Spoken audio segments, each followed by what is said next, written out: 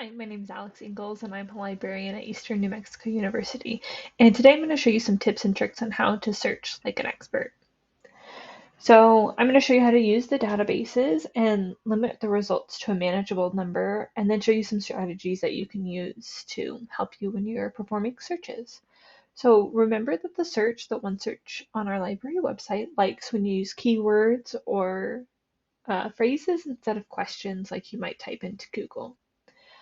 It might be helpful to keep track of your search terms that you're using when you're starting a project. That way, you remember which terms you're using and which ones really worked and gave you the results that you were looking for, and which keywords that you don't want to waste any more time on because they didn't give you very good results. I also want to remind you that you probably won't find everything you need during your first search. You're going to have to revise your search a couple of times, and that's totally normal that you would need to do that. So I'm going to start with a search, and I'm looking for sources pertaining to information literacy.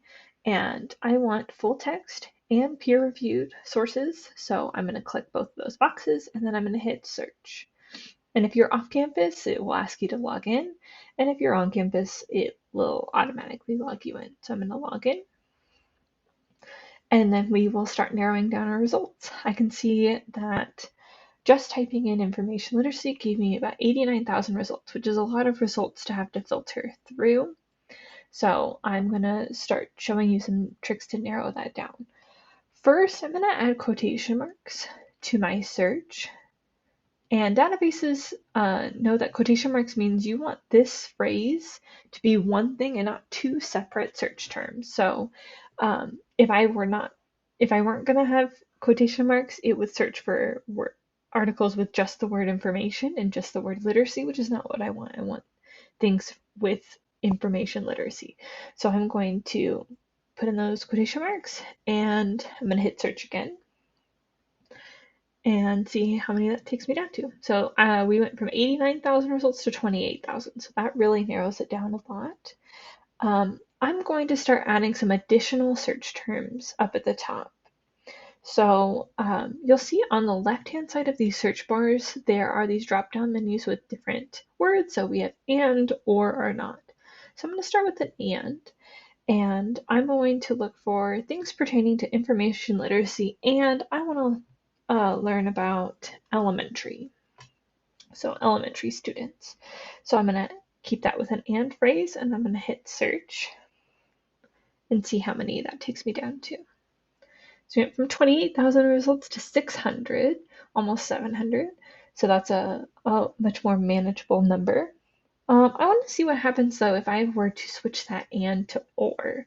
So if I were to search for information literacy or elementary, and this is really going to bump up our number from 600 to 500,000. So that might be good if you're looking for a subject that you're not getting a lot of results, so you may want to add a different word for or. So I'm going to go back to and because I wanted to go down to a smaller number of results. And then I'm going to modify with a not. So if I'm looking for information about elementary students, I probably don't want information about secondary students. So I'm going to add not secondary. Now, I would not suggest using not until you're pretty confident with what your results look like in your search, because the not can really narrow down your results. And if you haven't performed a search yet, it could make it really difficult to find the results you're looking for. So with just elementary, we had 600 and now we have 300. So that did narrow down our search. And now I'm going to point out some of the filters on our left-hand side here for our search. So we've got what you can limit it to. So if you are looking for print books or ebooks, you can also do a source type by subject, publisher, language, geography, or by databases. So I'm going to search by English because that's the only language I can read in, which took down by a little bit. And then I'm also going to filter by geography. So let's say that I only want information about US schools or US research.